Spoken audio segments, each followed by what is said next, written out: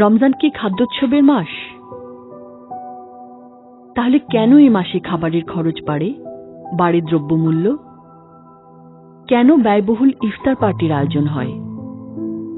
সেহরিতে নামি হোটেলে খেতে যাওয়াকে কেন আমরা স্ট্যাটাসের মনে করি? নবীজি সাল্লাল্লাহু আলাইহি ওয়াসাল্লাম কিভাবে ইফতার করতেন? হযরত আনাস ইবনে মালিক রাদিয়াল্লাহু আনহুর বর্ণনা থেকে জানা যায়, নবীজি সাল্লাল্লাহু আলাইহি ওয়াসাল্লাম ইফতার করতেন তাজা খেজুর দিয়ে।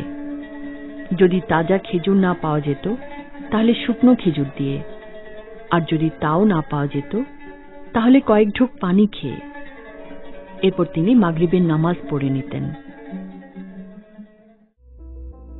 ধর্মাচারের এসব অবিদ্যার কারণে আমরা বঞ্চিত হচ্ছি রোজার শারীরিক, মানসিক, আত্মিক উপকার থেকে।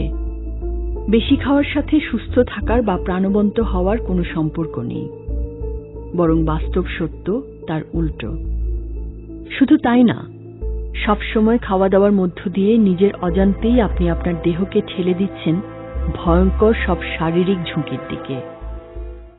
আমাদের দেহে IGF-1 হরমোন নামে এক ধরনের গ্রোথ হরমোন আছে, যার কাজ হচ্ছে প্রতিনিয়ত নতুন নতুন কোষ তৈরি করে দেহকে বাড়ন্ত রাখা। এই হরমোন পুরনো কোষের মেরামত ও ক্ষয়পূরণের চেয়ে নতুন কোষ তৈরির প্রক্রিয়ায় বেশি সক্রিয় রাখে। আপনি যত বেশি খাবেন, বিশেষত প্রোটিন জাতীয় খাবার, তত বেশি আপনার দেহ IGF-1 তৈরি করবে। শুধু তাই না, সবসময় যখন এমন একটা অবস্থা থাকে, অর্থাৎ কোনো বিরতি বা বিশ্রাম ছাড়া প্রতিনিয়ত নতুন কোষ তৈরির প্রক্রিয়া, এই সুযোগেই দেহে বাসা বাঁধে ডায়াবেটিস বা ক্যান্সারের মতো মারণ ব্যাধিগুলো। কয়েক ধরনের ক্যান্সার, যেমন স্তন ক্যান্সার, প্রোস্টেট ক্যান্সার এবং কোলন ক্যান্সারের সাথে বিজ্ঞানীরা উচ্চমাত্রার IGF-1 এর যোগসূত্র খুঁজে পেয়েছেন।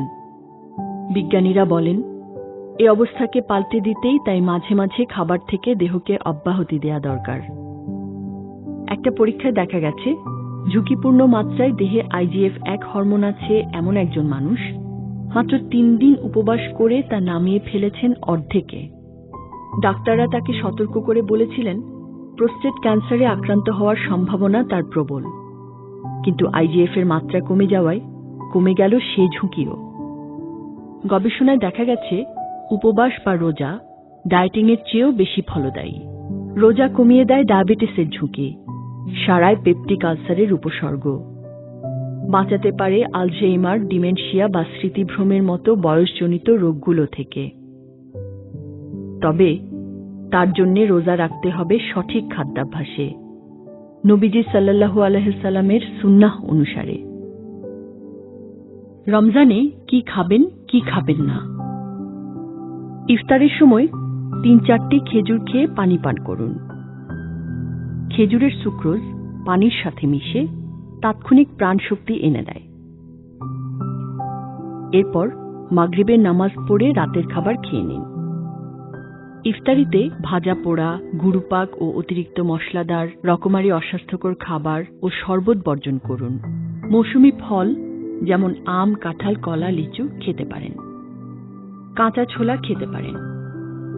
রাতের মেনুতে শাক, সবজি, মাছ, বিশেষত সামুদ্রিক মাছ, মুরগির মাংস, ডিম, ডাল ইত্যাদি থাকতে পারে। গরু, খাসি, পাঁঠার মাংস না খাওয়াই শ্রেয়।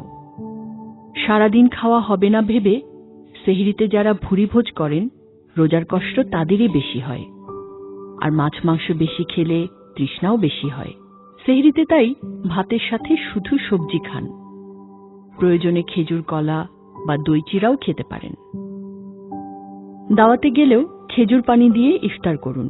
মেজবানকে বিব্রত না করে বিনয়ের সাথে কিংবা কৌশলে ভাজা পোড়া বা ইফতার নামক খাবার পরিহার করুন। রাতের খাবারের আয়োজন থাকলে সেটাই গ্রহণ করুন। রমজান খাদ্য সংযমের মাস, খাদ্য উৎসবের নয়। হোটেলে গিয়ে আইটেম বহুল ইফতার বা সেহরি করার বিলাসী ও অনুষ্ঠান সর্বস্ব পার্টি বর্জন করুন। আত্মশুদ্ধির এই মাসে আমরা যেন ভোজন দাসে পরিণত না হই।